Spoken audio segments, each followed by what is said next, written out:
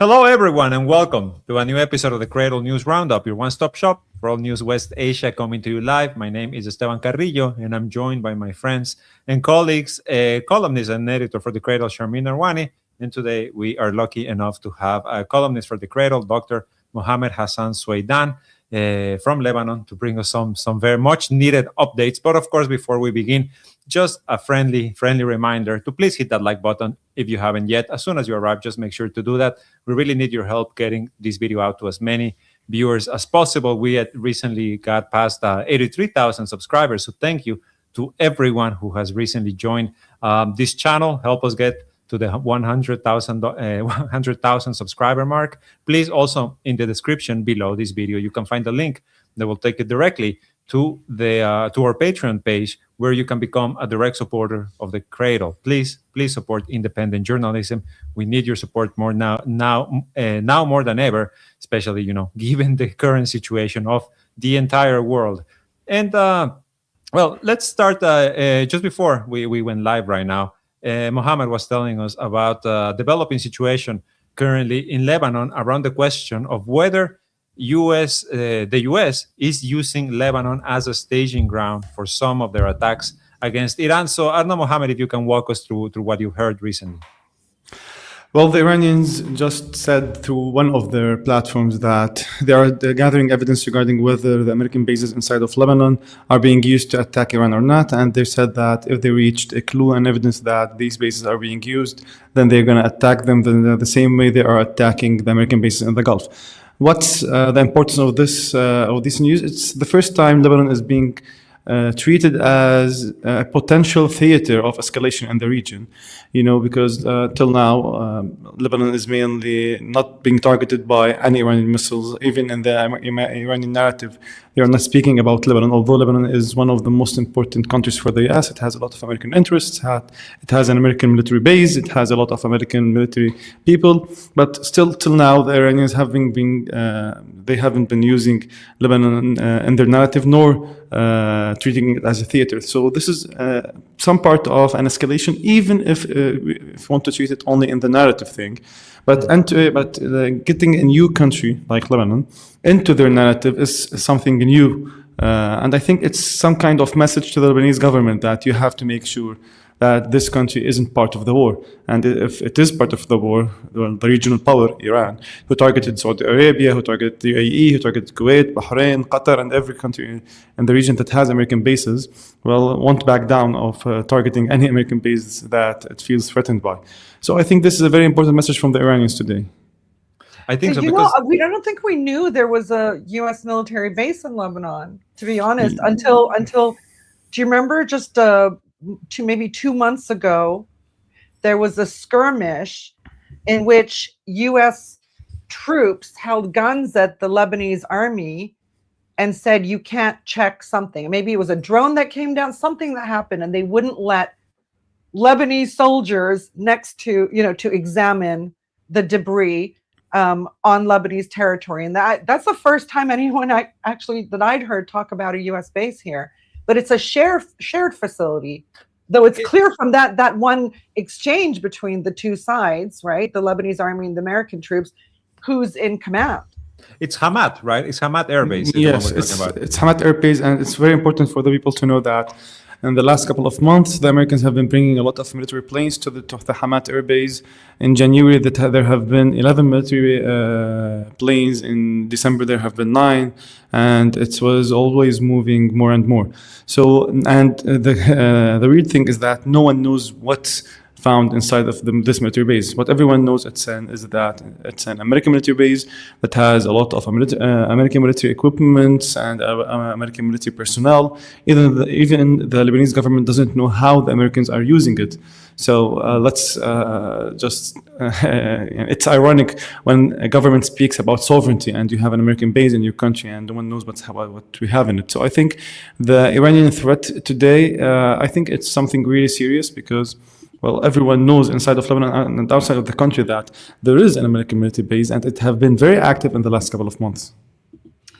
I was talking to someone who's, I don't know what you'd call him. He's I don't know, maybe a fixer for Gulf countries in Lebanon, or I mean, he's close to influential people in the Gulf, in Saudi Arabia and Qatar in particular, and knows the Gulf super, super well. And he was saying to me, because I was grilling him on, okay, give us the scenario of who's thinking what in the Gulf. We went sort of state by state.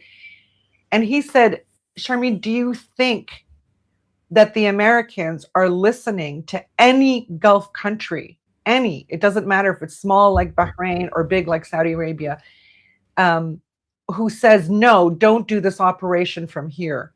They're being rude to their hosts. They're literally saying, who the F are you? That was the language he used. Wow. They don't respond to their host country's questions. They're just doing what they want. Now, part of me wonders, well, is that, what's it called? Plausible deniability then for Gulf countries, right? But dudes, you have to you have to have sovereignty. That's a problem they're going to have to deal with. The Iranians can't listen to that every time and say, oh, the Americans aren't listening to us. What are we going to do? Do something. Oust them, I was showing people this is Hamad Air Base. When I lived in Lebanon, I used to bike this air base all the time because it's to the north, and this is where they're staging reportedly, right? Did you know Americans were based there in large quantities? I had a feeling, but I never approached it. I just through the road. In any case, just a little anecdote here. But the question, of course, here is what fits, right, as a legitimate target for Iranian retaliation. I think this is kind of the question that is being asked from the Iranians now, because we know what's been happening in the Gulf, and this is actually another topic that is of great importance today. Is of course the attack on a Kuwaiti desalination plant that was initially pinned on Iran, but then the Iranian armed forces came out with this statement saying that they have no responsibility. They called it a depraved attack on a Kuwaiti desalination plant. And this is, of course, hardly the first time in the past month and change that this war has been raging that we have seen attacks that come with a very, with a question mark attached to them, like the attacks on Turkey. Today, Turkey actually said that they had down, that NATO defenses had down another ballistic missile, allegedly from Iran. Kuwait, we've seen a couple of times happen there. I think in Saudi Arabia, it also happened a couple of times. In Qatar, it happened a couple of times that they said it ended up being false flags. Sharmeen, what do you make of today's alleged false flag in the Kuwaiti desalination plant? Well, I no longer think it's just the Israelis. I mean, I still believe, to the horror of some of our viewers maybe, that it's the Americans who give the okay for all these things. I mean, they're the ones supplying Israel with its weapons fully. There's a way for them to pull back and punish Israel if Israel dismisses U.S. orders. I think this is a joint endeavor. I don't think the Americans don't know about it. I think, we know Israel's history with false flags. And if Iran says, Iran has said very clearly, we hit this of your country. It's not like they're hiding this.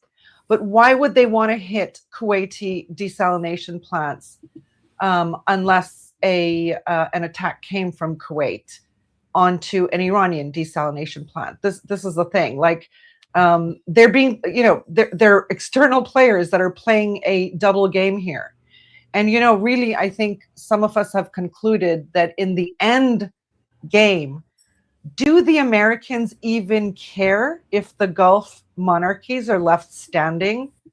I don't think they care about destabilization in the Gulf. Now that they have oil and gas, I don't think that's as big a consideration for them. What do you think, Mohammed? Well, I do think the following. I think that till now, after more than 1 month in this war, the Iranians proved to the world that they are working in a certain strategy. They are only hitting targets that the Americans are hitting them from. So this is their own strategy. And if the Americans hit any oil or energy facility inside of Iran, then they're going to retaliate by hitting all the oil and energy facilities in the region that have links to American interests. So Iran is moving or acting based on a specific strategy. And what also Iran proved is that any target it hits, it's willing to say to the world that it hit this target. It's not hiding any of its attacks till now. So I think this has been proved. But what hasn't been proved is the level of honesty of the U.S. and Israel. Everyone knows that these two entities always do attacks and just deny them, or that's how they act. They kill people, they kill civilians, they target economic infrastructure, and they don't care about it.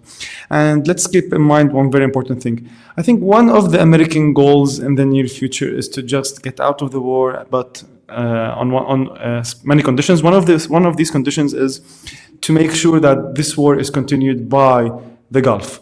I mean, they don't want Iran to end the war victorious, but at the same time, the Americans don't want to pay the price alone. They want the Gulf to be part of the war, and I think that's why they are giving green lights to Israel or even themselves to just target Gulf interests and say that it's Iran who's doing it.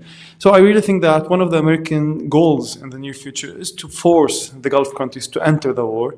It wants to give them a reason to do that. And that's why the highest possibility is that the Americans and Israelis are the one who targeted the plant. But they're cutting off their nose to spite their face. I mean, the comments of, U.S. President Trump about Mohammed bin Salman kissing his ass was just, I mean, it's beyond the pale in this part of the world, right? Same with what I'm describing to you, American commanders just asking their Gulf counterparts, who the F do you think you are? You'd be nothing without us. That kind of language, I mean, it's language that mirrors Trump's language about these countries in the past. Like, what did he say? Maybe soon after he became president, he said something like about the Saudis, you wouldn't even have whatever if it wasn't for us, if it wasn't for Israel. Do you remember that? Yes, I think that, well, this mirrors honesty. It's how Trump views Mohammed bin Salman. And to a certain limit, I'm really convinced that Mohammed bin Salman knows this. Not only Mohammed bin Salman, all of the Gulf monarchies know how the Americans and the Europeans view them. They all know that they are being viewed by the West as servants, that they have to do whatever they are asked to do so, and they don't have a problem with that. And I do really think that they pay them, and the Americans leave them alone, and they can continue on their own tracks of other things they want to do. Yes. Mohammed bin Salman wasn't annoyed by Trump's word. I think that he wasn't annoyed by Trump's words. I think he is true. I think he hears much worse words when they are sitting together. That's how I view their meetings. Yeah, I mean, I heard that this will not be forgotten by him. I don't know. We don't know, right? I mean, just to highlight, I think Karim mentioned this yesterday. He said this during a Saudi investment conference. He clearly went for a message to go back, and I couldn't. At first, I didn't know that he was at a Saudi conference, right? I thought he was talking to journalists, and I kept hearing laughter from the audience. I'm like, American journalists don't do that, with Trump especially. And when I heard it was Saudis, I went, seriously? He's talking down to y'all and you're laughing.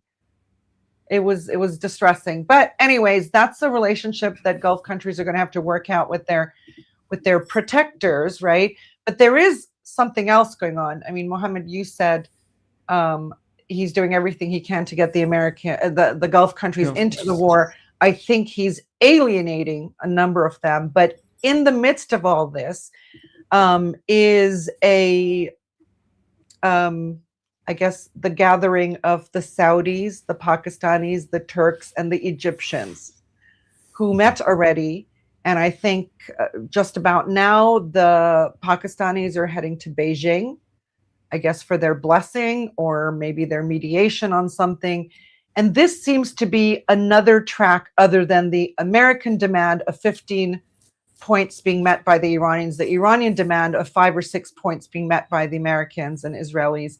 But this in the middle is the most interesting thing, because these middle countries all have relations with the Chinese and the Russians. And they all have a common interest in not having the region burned down, right? And they are all seeing certain things that maybe they're not seeing in public. They're seeing who has the levers now and who doesn't. And they're also seeing that their great guarantor of security and the great unipolar power, the Americans, have A, not been able to protect them, B, have made them more vulnerable to attacks, and C, are, they don't have their radars up, they're low on their interceptors. They can't even get a single Western NATO ally to join, right? So I think the calculation of these four countries is to maybe create a new geostrategic environment in the region. All of them are somewhat, answerable to the Americans. They're considered Washington's pets, but they, for various reasons, are, I think, looking for a third option out of sight of the Americans. There's something that the Financial Times reported over the past 24 hours, and is that there's some discontent, I guess, in Saudi Arabia about what the Pakistan defense agreement hasn't achieved, I guess is the right way to put it, and this, I guess, hesitance of the Pakistanis to move forward, because let's remember they reached a mutual cooperation agreement that had a nuclear deterrent to it just a few months ago, and now Saudi Arabia is facing attacks, although we know that according to international law, and we've been over this here in the podcast, they are considered to be accomplices, and Iran's attacks are falling on these very specific targets from where attacks are being launched. Nevertheless, do you guys think that this Pakistan Saudi deal is essentially dead in the water now, or is it morphed into something else? I think from day one it's dead in the water. I think that it was only meant to send a certain political message to be used inside of media, but not more than that. Because everyone knew that at the end of the road, if the Saudi bases, the Saudi American bases will be targeted, then they will be targeted by the US. And of course, the Pakistanis won't defend the American interests by being part of a war with Iran. So I think it was dead from the beginning, for me, in my opinion. And I think this what's happening today is proving that. And I think really every country in the region and the world is viewing this war as much more than they thought it would be. I think when the Pakistanis agreed to sign the agreement, they didn't believe they're going to reach a day that they may be able to, or they maybe have to use it. And I think when the British or the Europeans agreed with Trump on many things, they didn't believe that they're going to reach a day when Trump would take a stupid decision to attack Iran and just get the regional war. And it's really ironic that if you open today most of the American media outlets, most of the American articles, most of the titles are as follows: Trump is in trouble. Trump is facing problems. Trump has no choices. There's the huge cost of the war, economic cost of the war, military cost of the war. So I think that I always used to say that you shouldn't read American news media outlets if you don't want your cognitive to be affected, if you don't want your things to be affected. I think today, my advice for all people, please go and read American media outlets, because what you understand about the war is the truth. Very interesting. Very interesting. Yeah, it feels like the narrative is shifting very quickly. And I think because Donald Trump has been lying his ass off for a month straight, just trying to keep the price of oil down. And today, well, the prices of oil have already surpassed $100. And this is happening, of course, as more and more troops are being mobilized to the region. It really feels like the inevitability, right, of the ground invasion. I was just, before we connected, I was watching an interview with Eric Prince, the Blackwater now Academy CEO, who he was saying, in so many words, would be the stupidest decision of the U.S. government to send troops into Iran. Like, there's no way that this is gonna work out like they think it's gonna work out for them. But it seems like the White House is completely dead set on taking control of Harish Island. I mean, Donald Trump was just saying this, right? Like, I think this was the first tweet he sent this morning. I know he sent at least a couple of other, in which he claims he's talking with a new and more reasonable regime in Iran, and that if the deal is not reached shortly, he's going to destroy all of Iran's energy, electricity plants, oil wells, including Harsh Island, and possibly all desalination plants. The US president, via social media, announcing his intention to commit a multitude of war crimes. What do you guys make of the plan for the US invasion?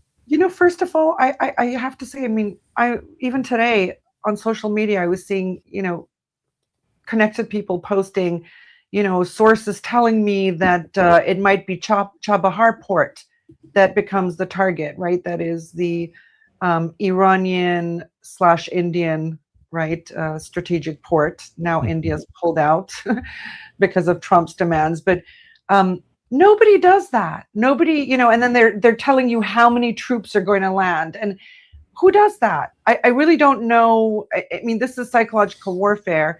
The Iranians, for their part, are welcoming U.S. troops, and not just in a sort of chest-beating way, but I think one frustration for them certainly would be that they're not reaching the Americans in the Gulf in the way they would like to. I mean, there's a strategic reason they're hitting American bases in the Gulf to ensure that they're out of the Gulf. But how do you cause America pain directly, right? It's not like Iran is going to launch a war on the United States homeland, right? But this way, the troops coming to them gives them that possibility. And another lever. So I'm not sure. Trump is the president that keeps handing the Iranians gifts. To hand them, 10 or 50,000 US soldiers, especially from their most elite special forces, is crazy. But it is where we are. But can I also say one more thing to Swaydan's point about the Pakistani-Saudi pact being dead in the water from the onset? I mean, I agree and disagree. What I mean is that they didn't do that pact so that Pakistan would fight Iran for Saudi Arabia. They maybe did that pact for Pakistan to help Saudi combat Yemen if Yemen opens an attack again. Don't forget, when the Yemen war started in 2015, usually in the past, the Saudis have been able to count on Pakistani military rank and file to come and help, wage wars against Yemen. The Pakistanis said no that time. This is the kind of war the pact was made for, within the Gulf, maybe against the Emiratis, maybe to extend Saudi forces into the Horn of Africa and taking on the Emiratis, sort of like more pure adversaries rather than a massive one like Iran. Just saying, and Iran's played this really well in terms of Pakistan being one of the countries that has received the most oil through the Strait of Hormuz, courtesy of Iranian permissions, right? So peeling Pakistan and its calculations away from those who are pushing for an aggression against Iran.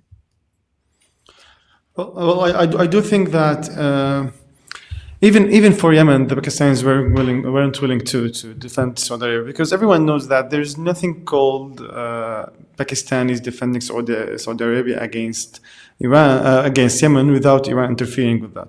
At the end of the road, everything will get back to Iran. At the end of the road, Iran won't accept that. Well, neither Yemen will be attacked by a nuclear power and it sits aside, nor any other one of its allies. So I really think that it was, the Saudis wanted the agreement. They wanted the signature. They wanted something to sell out to other Americans, to the world, to the region, that yes, I am a country that it's safe, that nuclear powers are defending me. But at the end of the road, everyone now saw that when the Iranians want to attack, they're going to attack. They're not going to take into consideration anything that's in the region. But also think of when they signed the pact. That's right as the Saudi-Emirati feud kicked off. You know what I mean? They needed to add a layer of protection. It might have been a surface thing, but to show that they had a nuclear umbrella, because then the UAE had Israel's nuclear umbrella, potentially. So I think it was that kind of a thing. But no question that their relationships run deep. I just think with the entry of Egypt and Turkey and Pakistan with Saudi Arabia, right? This club of four now, that the Saudis are going to be hearing a lot of other calculations that maybe they don't hear in an echo chamber in Riyadh, for instance.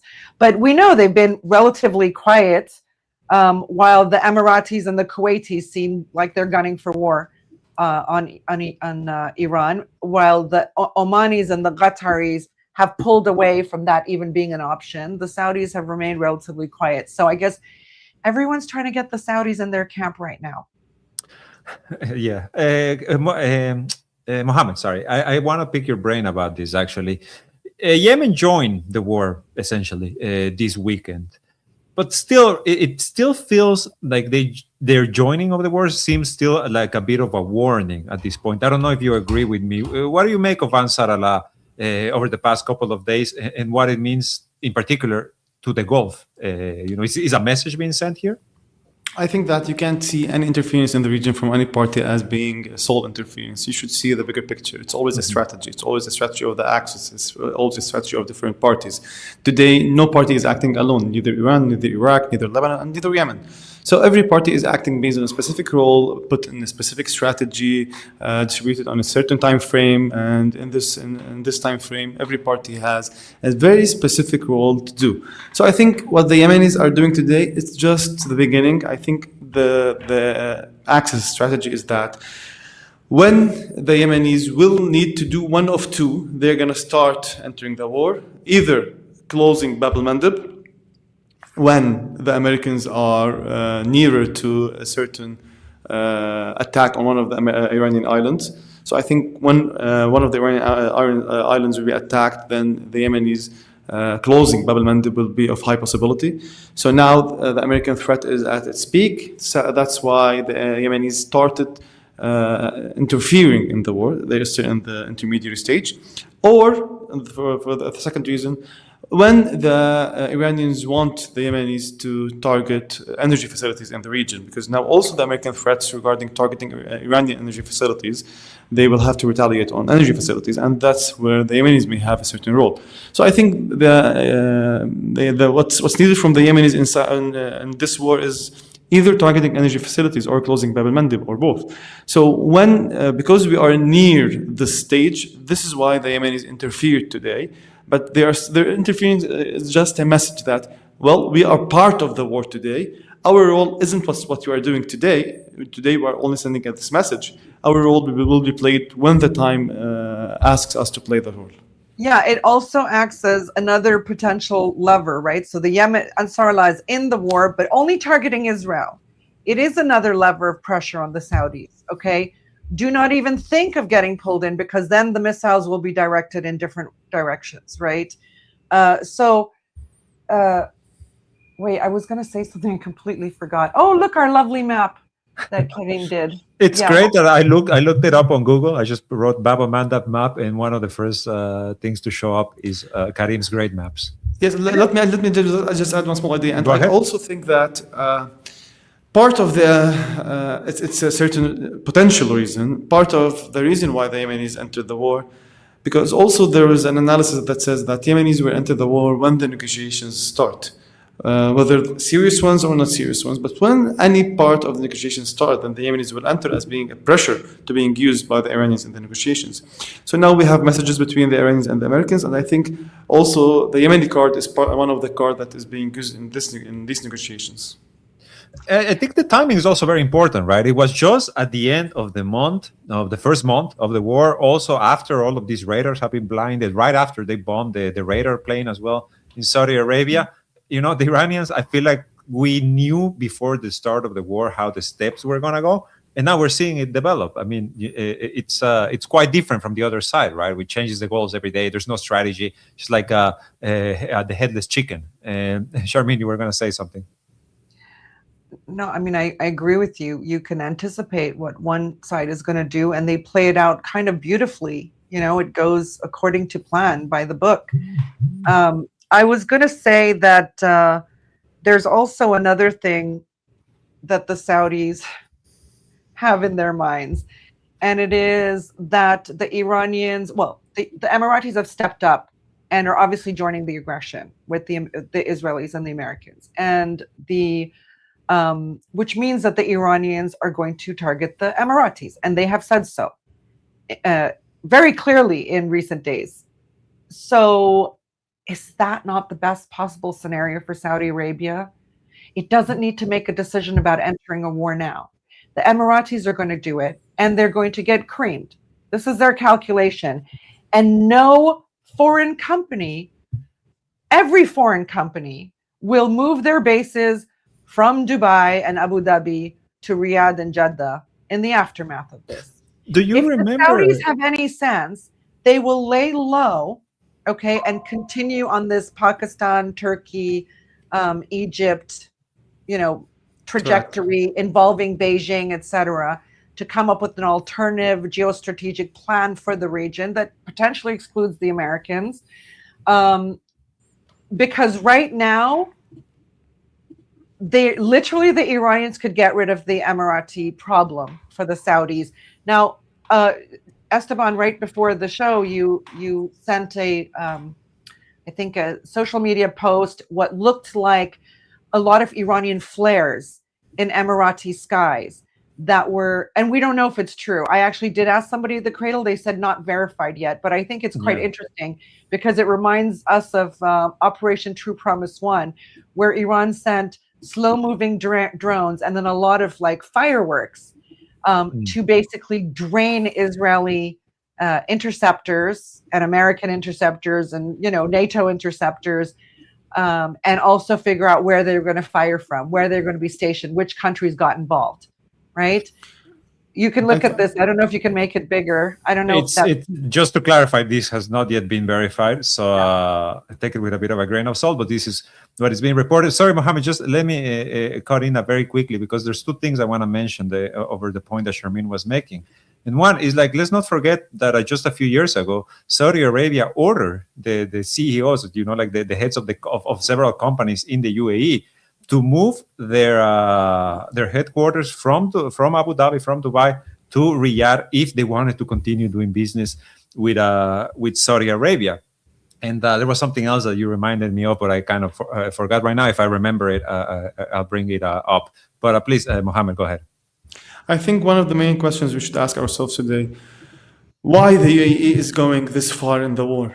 And to answer this, I also want to take you back to an article published in the Cradle where we spoke about the four axes in the region, different axes in the region, where we put the UAE as part of the Israeli axis, and we said that, well, the UAE is no more being seen as part of the Gulf axis. It's not part of the GCC. It's being seen by the GCC and by every country in the region as part of the Israeli axis. So, because if it's part of the Israeli axis, when the Americans and the Israelis lose in this war, this means the UAE is going to lose everything it has in the region. No one in the country will be accepting that the UAE continues in the same way it was because it's part of the losing axis in the region. That's why it's willing to go this far to try to just not lose in the war, to try to make the American-Israeli axis win in this war. It's willing to give everything it has, even if this leads to the destruction of Dubai, to the destruction of Abu Dhabi. They don't care about that. What they care is that their axis has to win. So because they are seeing that their axis is losing, so they have to do something. That's why they are going this far. The UAE is the only Gulf country that is being part of the American-Israeli axis. That's why they are willing to go this far, and this is very important to understand. Yeah, don't forget, it's clear that the UAE was from the get-go with the American-Israeli axis. You wrote about that, Mohammed. It was clear to everyone in the region. Almost all Muslim Arab states had, even Iran had rallied behind the Saudi position, even tacitly, as far as the UAE went, because it pushed way too far when it sort of started playing with Somaliland, and then Israel's recognition of Somaliland made the Saudis, I don't know if we have the other map that we did 2 months ago to explain that scenario, but it was basically the Emiratis are at the the Strait of Hormuz area, And then Somaliland is across Yemen at the entrance of the Bab al-Mandab area. And Saudi Arabia goes from the Persian Gulf to the Red Sea. And imagine the UAE and its allies having choke points for the Saudis coming out of the Persian Gulf and going in or out of the Red Sea. And this was a decisive, no way, red line crossed everything by the Saudis, which is why, even though some people in the comments think I'm defending the Saudis, I'm not. I'm literally saying, think bigger picture. It doesn't mean I'm giving you the correct answer. It means there are so many other, it is complicated. It isn't black and white. This is always my argument. It isn't black and white. There are too many other parties involved, interests involved, for us to just, say the Saudis are with the Israelis all the way. On what basis? If they were with the Saudis all the way and the American-Israeli axis was absolutely dominant, all right, why did Riyadh, with 3 presidents, Trump 1, Joe Biden, and Trump 2, refuse to join the Abraham's Accords?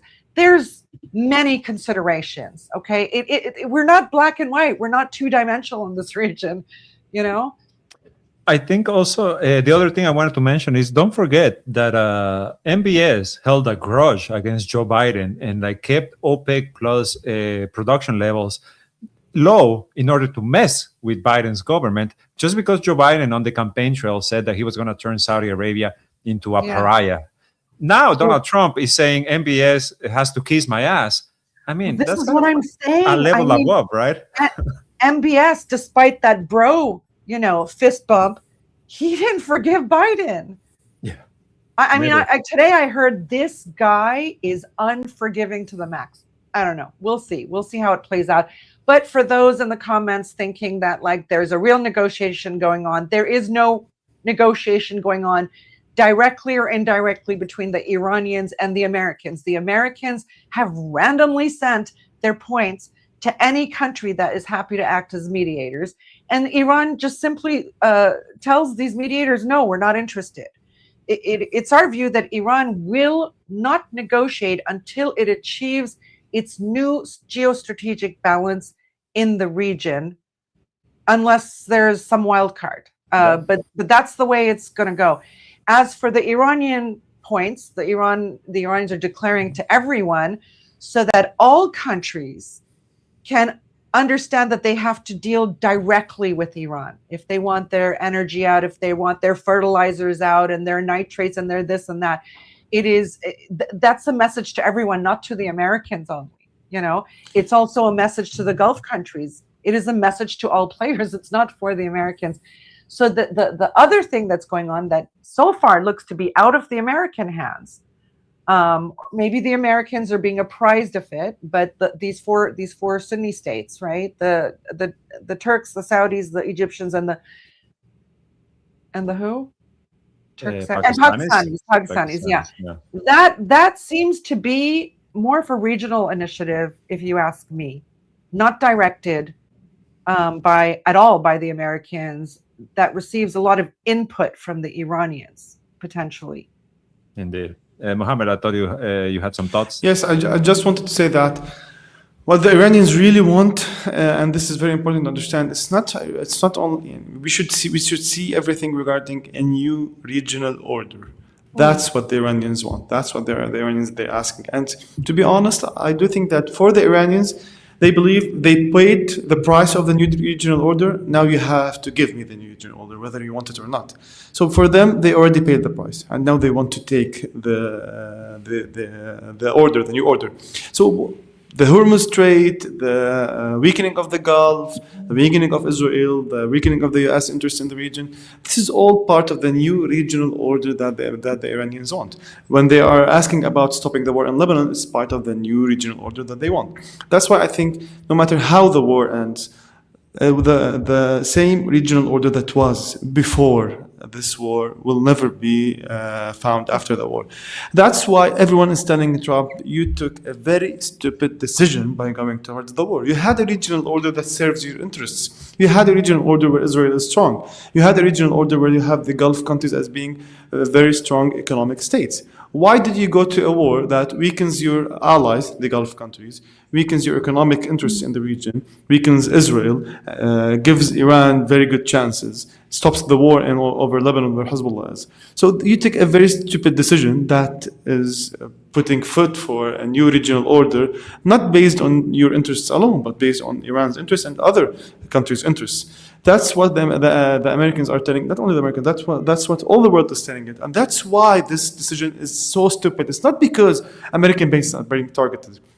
If you target American bases, they can rebuild them in a very few time. It's because this war is the first stage in really changing a regional order. So when you go by your own decision to a war that changes a regional order that serves your own interests, that's when you are the most stupid geopolitical actor around the world. And to be honest, this most stupid geopolitical actor around the world is the head of an empire that has all this strength. So when you have this guy in the region, and now I really remember what Sayyid Hassan Nasrallah said many years ago, when he said, when you have a stupid guy in the White House, that's when you have to feel comforted. And I think this is what we are seeing today is really a translation of his words. Today we have a stupid guy in the White House that took all his American interests and his allies to a war with a regional power that paid all the prices it wants to pay or it has to pay, and now it needs a new regional order that won't. And here's a very important idea: this new regional order won't only be in this region, only in West Asia. It will have implications on East Asia, on Eastern Europe, and every part of the world. Every country in the world will feel that, yes, we can face the United States of America. Yes, we can be free. Yes, colonialism has to end.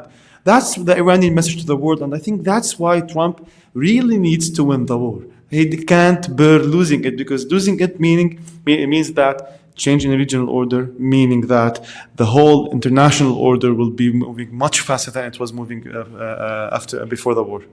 I want to say something, but Esteban, do you think you can look up Suleiman's recent analysis on the petrodollars? For us at the cradle? Yeah. I'll look it up. Just to respond to some comments, Sophia Loves Monkey says King Faisal would never approve. And then Leroy Tiak says, last Saudi prince who refused orders was replaced. I mean, this is largely true. People assume, very possibly rightly, that the Americans have always had veto power or right to approve the next Saudi king, right? But here's the thing to point out. Mohammed bin Salman felt like he was under threat before this war started by the Americans. There was an element of the US establishment that started to pick on Mohammed bin Salman when he launched his very public feud against Mohammed bin Zayed and the Emirates. And there was talk in Washington that his replacement should be his brother Khalid, who was a lot quieter a type, okay?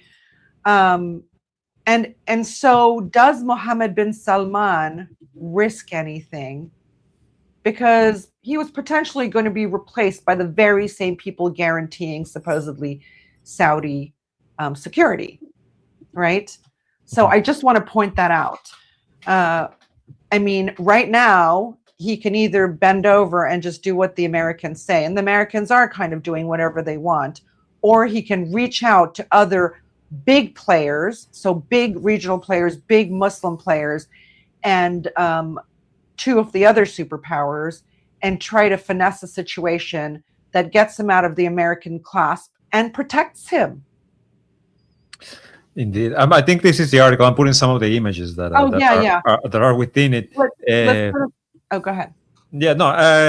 Actually, if you guys agree with me, maybe we can move on to some other topics, because there's some other things that yeah, I just want to quickly mention this. The petrodollars, there have been a number of Gulf countries that have switched to payments of some kind in yuan, okay, based on selling gas, LNG, or oil, all right? And then, of course, there's the Emirates and the Saudis. You know, they're joining the BRICS plus. and reaching out on a variety of very high value deals with the Chinese and other actors. And so if you think that as Russia and China's clout raises in the world, or the multipolar world expands its influence, that Gulf countries are likely to use that opportunity just to veer away from the petrodollar, which essentially pays the US debt, which essentially is the biggest lot of investment the US can regularly count on in its economy. Okay.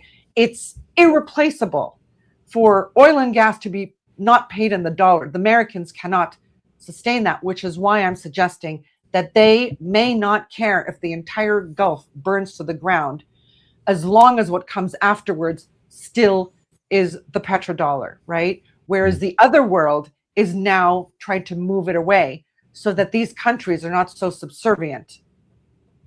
I think so. I think so. It's a good point that you're making, Charmaine. If you don't mind, let's because there's a few things we need to discuss. In particular, I want us to focus for a moment on the situation internally in Israel, where, I mean, just to mention this briefly. Today, an Iranian missile hit the Haifa refinery again, the second strike within days.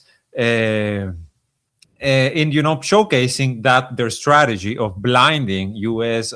Early detection systems and air defenses, etc., and making them waste their interceptor is paying off. At the same time, two things with the Knesset, and actually let's start with the first, which is the approval of the budget, of their yearly budget, their biggest budget ever. War-centered, I think it's $200 and something billion. I forget, we were talking about it before. It's $271 billion.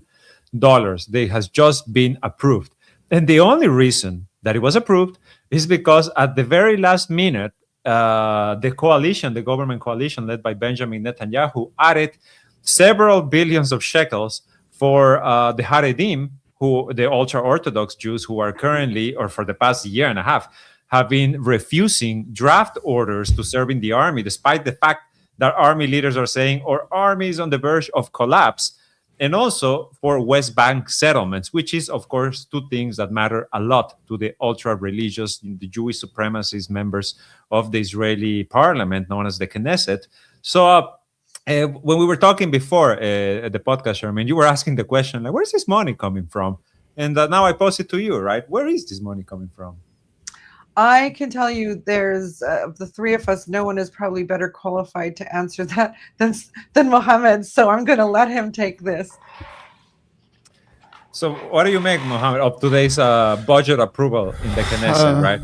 And where Israel's getting its money from, given that it has been hemorrhaging funds for the last 2.5 years? Well, I do think that Israel is going to face a very huge economic problem in the near future. And that's not about also economic, political, and the international stage. When they voted on the budget, the only thing I could think about is that Israel needs the war to continue. It doesn't need it to stop. Once the war stops, then every problem inside of Israel will just pop up inside in the face of its own leaders. Mm-hmm. And from where it's going to get the money, I think the answer is very easy. There are two main sources of American money: the Americans and the Gulf countries. So these are the two main sources, of course, in addition to the Israeli economic interests that they already have on the occupied Palestine. But the main amount of money comes. Who in the Gulf? Just the UAE? No, not just the UAE. Every country in the Gulf. You have the UAE, you have Saudi Arabia, you have Qatar, you have Kuwait, Bahrain. They all pay either directly or indirectly to the Israelis. And I think one time we wrote an article under the title of economic relations between Israel and the Gulf countries. A couple of years ago. But what's obvious, what the whole world needs to know, is that Israeli source of money is mainly the Americans and then the Gulf countries. So the American taxpayers are really paying for every massacre the Israelis are doing. They are paying for every target the Israeli is killing, and also many of the Arab monarchies are also paying for the Israelis to target their Arab brothers, between brackets. So I think this is the main source of money, and I really think that the Israelis do need this money, not only to achieve political interests, but for Netanyahu to stay in power, for their internal political problems just not to bomb inside of Israel. Once the war ends, we're going to hear a lot of news inside of Israel. I'm too convinced about that. They have a lot of problems that it's all calmed down today because Israel is inside of a war. Exactly. The flames of war need to be raging in order for this. I mean, this is the only reason. This is insane to me. Maybe less so to you guys, but it's kind of insane to think that Israel, for the first time since I want to say 2019, is having a government now that is going to finish its term, its allotted term, while committing a genocide and fighting wars in at least 6 different countries. Like, war and bloodshed have become the only stabilizing force for the Israeli government, because before this government, Israel had 2 successive administrations that lasted a year because of the divisions that you're mentioning now, Mohammed. This is a society that even before the genocide in Gaza was already breaking apart. And now those fractures are actually wider, but somehow, because the flames of war are raging, it holds together, right? And it's, of course, under Netanyahu, who is being the leader of Israel for the better part of the past 25 years. The king of Israel, and let's also remember that how Netanyahu views himself. He doesn't view himself as a leader of Israel. He really views himself as the eternal king of Israel. And the eternal king can't face internal political problems, neither internal economic problems. The eternal king has to be victorious in all his wars. The eternal king has to stay in power. So once the war ends and the eternal king will face or internal problems inside of Israel, then that's the end of his career. Then that's the end of all of his narrative. That's the end of all his narrative that he has been saying since the 90s till today. It's not a matter of a couple of years. It's a matter of Netanyahu saying the same speech since he was in the US. He views himself, he thinks that he has to be this king. Well, let's see what this king is facing today. This king is facing a lot of problems. Yeah, sorry, Sharmin. No. Sorry. He doesn't think anyone else can lead Israel. Yes, exactly. He views himself as the only person that has the ability, has the characteristics to just not only serve Israel, but to be victorious for Israel, to return the Israeli lands that Israel wants to achieve, to return Lebanon as part of Israel, to take Jordan as part of Israel, to take several Arab land as part of Israel. That's how Netanyahu really believes in this. So today what's happening is that the Iranians are telling Netanyahu that your dream that you have been speaking about in the last years, in the last decades, well, it's ending. You can't move outside of the land you are occupying today, and in the near future, you have to leave this land today. That's what the Iranians are doing. They are breaking up Netanyahu's dreams. It's not something easy to understand for Netanyahu. It's not about political goals or economic goals. It's something much bigger than that. It's something that Netanyahu always lived to achieve. Now the Iranians are just breaking it. But if he's aware of that on some level, why push to open this front with Lebanon now? I mean, it seems kind of crazy. No, it's not like crazy. It just seems that it's a matter of no choice. When you have no choice, what you have to do. The Iranians are putting the Americans and the Israelis in a very bad situation, because what's happening in the region today is really that they are moving backwards. Well, the Israelis today, and especially Netanyahu today, he have been for the last 15 months but selling a narrative that, well, Hezbollah is dead, the people in north of occupied Palestine are safe, there's no danger from Lebanon, we can take the Lebanese south whenever we want, and we're going to occupy it, and greater Israel and everything. What's happening today is just destroying every part of Netanyahu's narrative. It's not something easy for him. It's not something easy for the Israelis. Everything that he has been selling for the world is Hezbollah and the Iranians are just breaking the narrative. That's why he needs something to achieve. And he thinks that Lebanon is the weakest stage in the region today, because you either have to achieve goals with Iran, or you have to achieve goals with Hezbollah and Lebanon. So between these two, yes, he can choose Lebanon because it's weaker than Iran.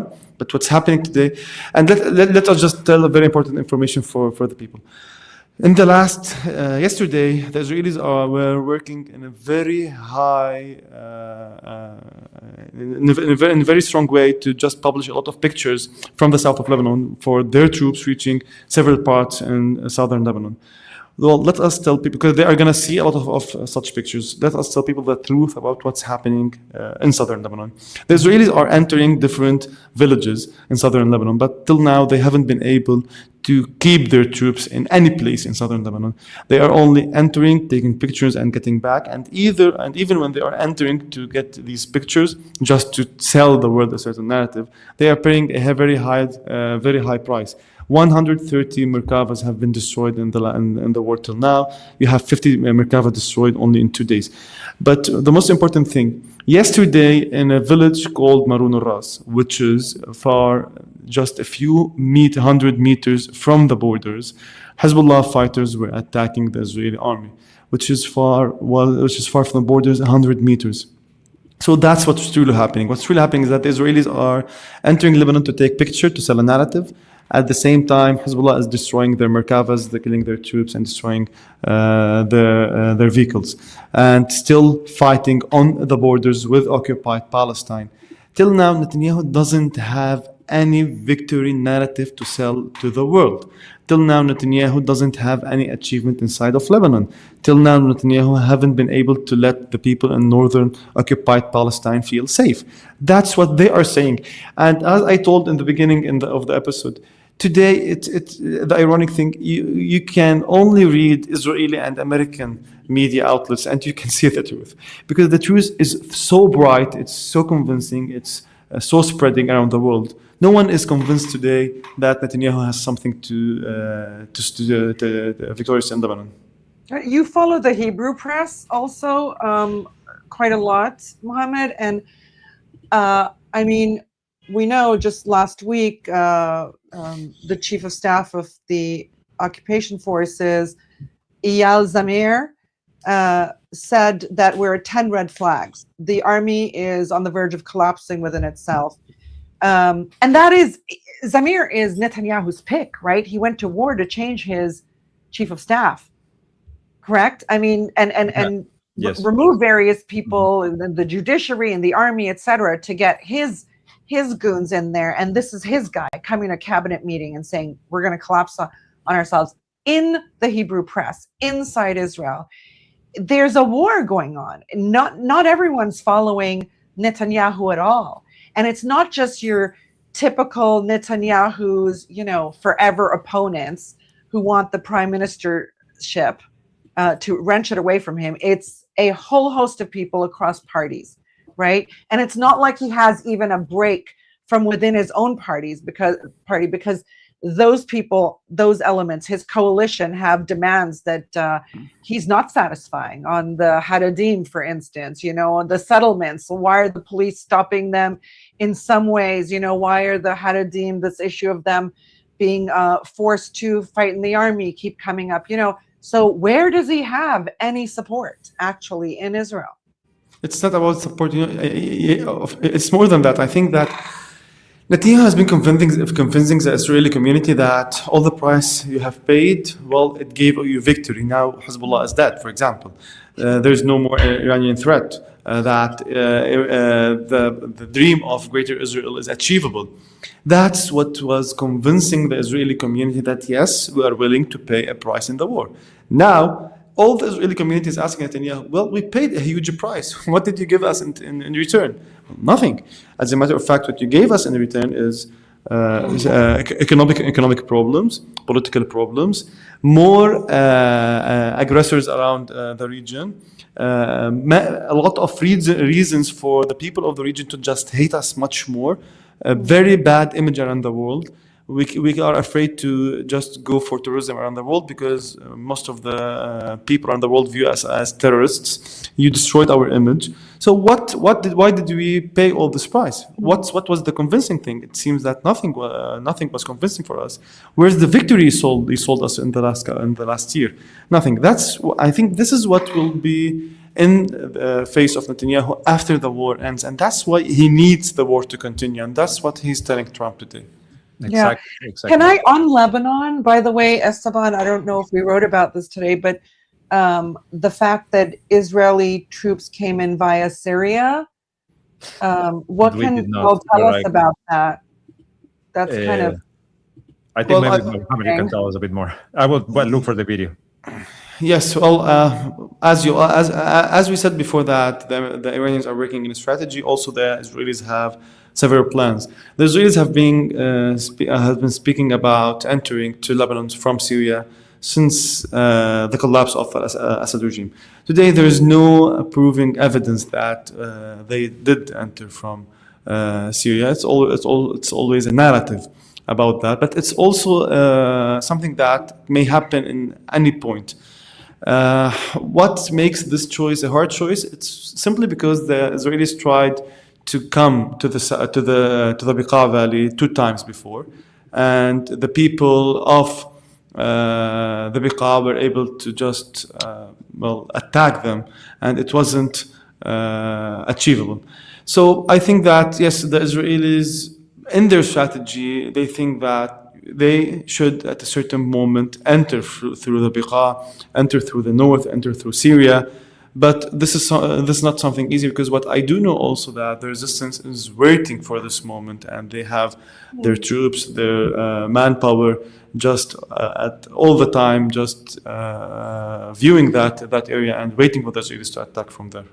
And isn't the acting or self-declared Syrian President Ahmad al-Shara now in Germany, which is by far the biggest donor to Israel in all of Europe? You thought it was the UK, you thought it was France, you were wrong. It is Germany by orders of magnitude greater than those. Look at him in his Armani.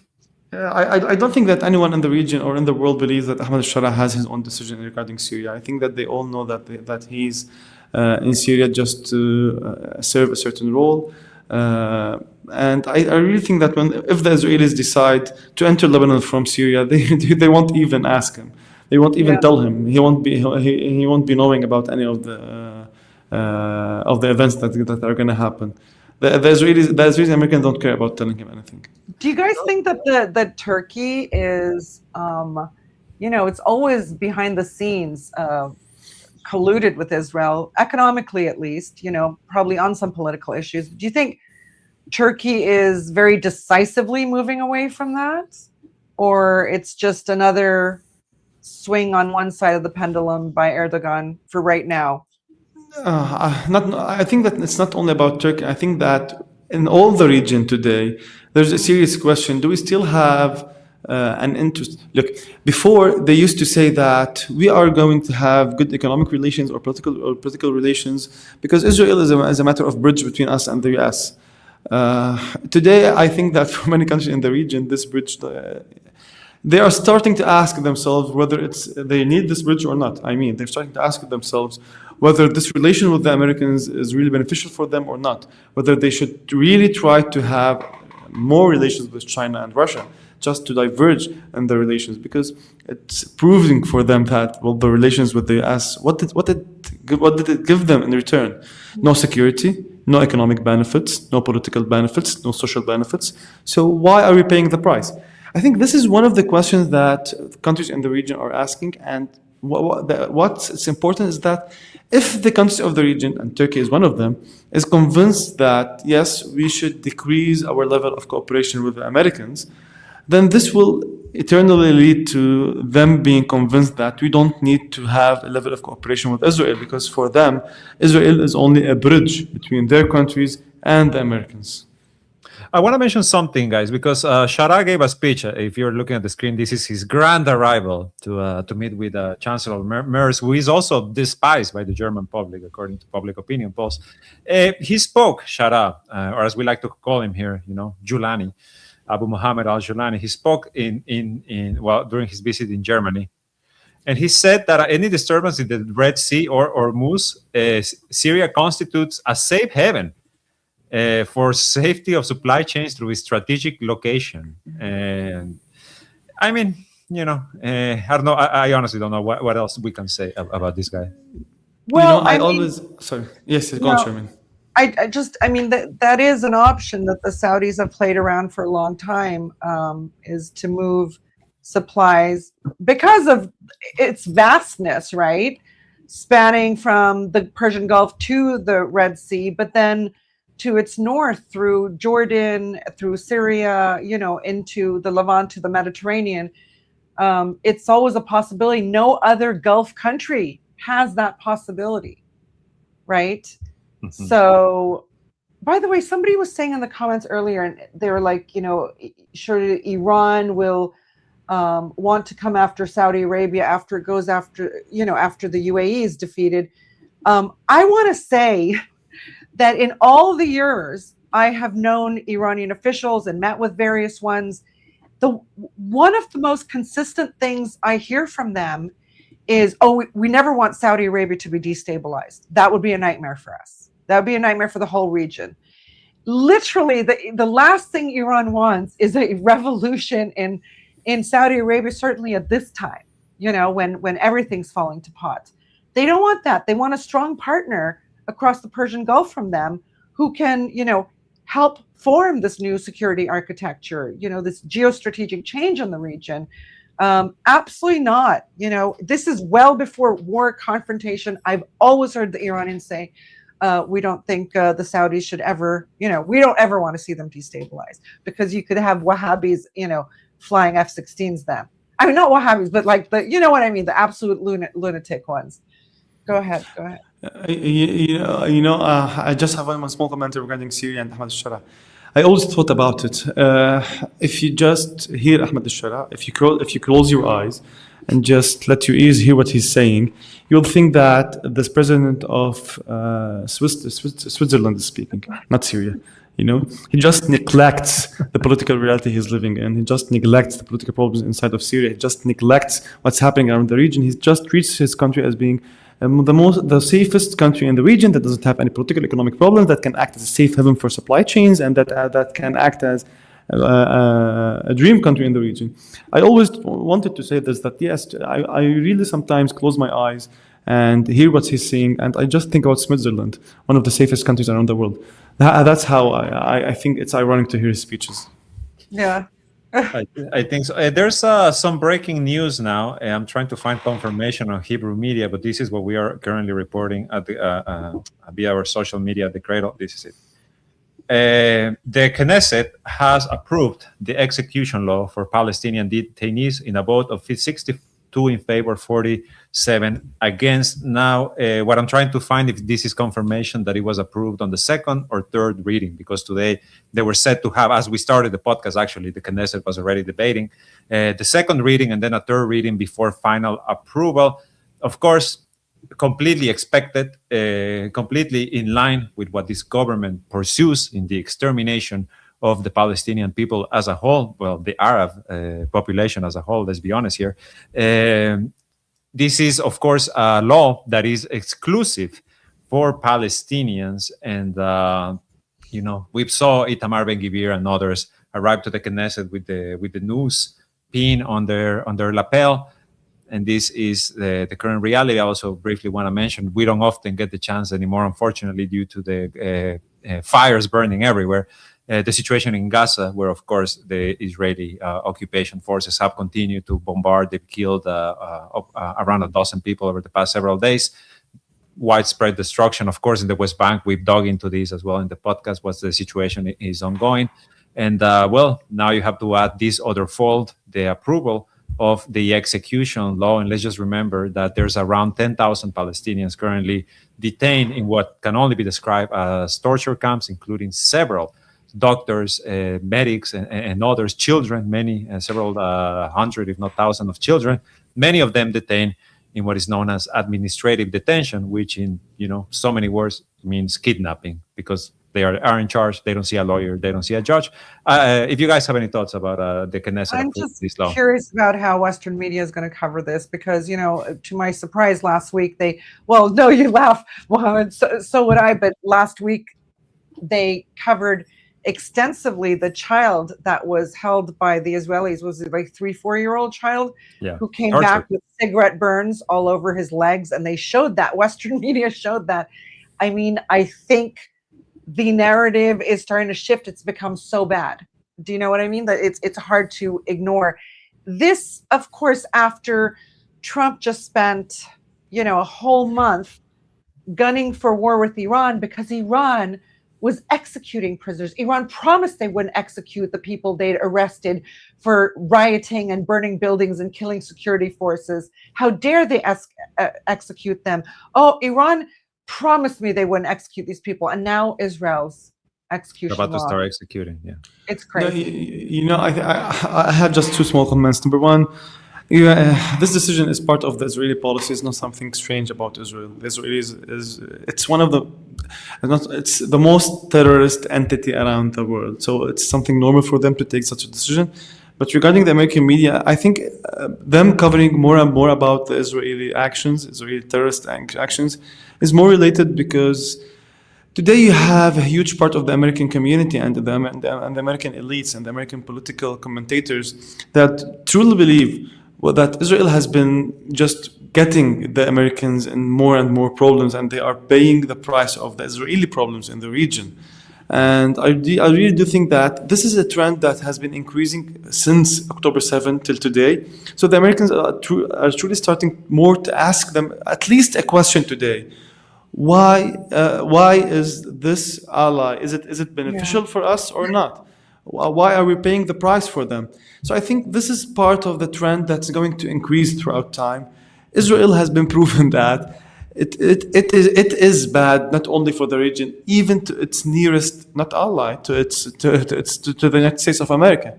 I would hope that the next time there's millions of people marching on the streets, it's not under this banner of no kings, whatever that means, and it's under the banner of no more money for Israel or just no more AIPAC. Yeah. I think that would carry better consequences for the people in the U.S. themselves. By the way, for anyone interested more in, because Mohammed, I remember a time in Washington where this question about whether Israel was a strategic asset or in fact a liability actually made its rounds. It comes up every so often. But during this period, one of the people who spoke out strongly that Israel was a liability for the United States and for U.S. foreign policy considerations was Chaz Freeman, Ambassador Chaz Freeman, who was formerly ambassador to Saudi Arabia. And I'm mentioning this only because that's how I met him, like maybe back in 2010, 11, because I wanted to cover a debate he'd been in with, I think it was Robert Satloff, where they were debating this very issue, and I was covering it for my blog post at the Huffington Post. And I'm saying all this because Ambassador Chaz Freeman is going to be interviewed at the Cradle tomorrow. So yeah, I'm really excited because I think we need to talk about the Saudi problem and what's happening in the Gulf. And although he's been out of service for a while in terms of the diplomatic corps in the U.S., he's always followed these issues quite closely and has become a huge commentator during the war and the lead up to the war. So yeah, definitely he can talk to us about why Israel is such a liability, and I will ask him that question. That's great. Be on the lookout for that. Also, please, if you haven't yet, hit that like button. We had several super chats today. I put them on the screen, but let me just thank them very quickly. From Nasir M, from Truth Searcher 6450, from Sparky 6086. We got a bunch of from him actually. Thank you so much. And from Amado 7016. Thank you everyone who joined us today. We can wrap it up for today's episode. I want to, of course, send a special thanks to our patrons, and let me put this video on screen. If not, Karim will yell at me. Thank you everyone who joined us. In the description below, you can find a link that will take you directly to our Patreon page, where for as little as $5 a month, you can become a direct supporter of the Cradle. Please, if it's within your means, consider supporting independent journalism. Subscribe to our channel. Of course, if you haven't, we have memberships here in the YouTube. Maybe that's easier for you. That is always welcome as well. Check out our merchandise as well. We have a small merch shop where you can get some very cool Cradle branded stuff. And yeah, thank you, Charmaine. And of course, thank you, Mohammed, as well. It was great chatting with you guys today. And we'll see you tomorrow. Over 4 years in, and despite all the censorship, website attacks, and war across West Asia, the Cradle hit 1 million monthly readers in 2025. And we couldn't be more grateful. Up until this moment, you've had access to all our work for free. Over 30,000 articles, including investigations, analysis, interviews, news content, videos, podcasts, and more. All of this without paywalls, without harassing you and hunting you down for donations. But now it's do or die. December 31st, 2026 is the deadline for the Cradle to become completely reader funded, because that's the model all media should have. When readers pay for your content, it means media outlets live or die based on whether they're producing reliable, intellectually stimulating information analyses that simply isn't available elsewhere. يعني يلا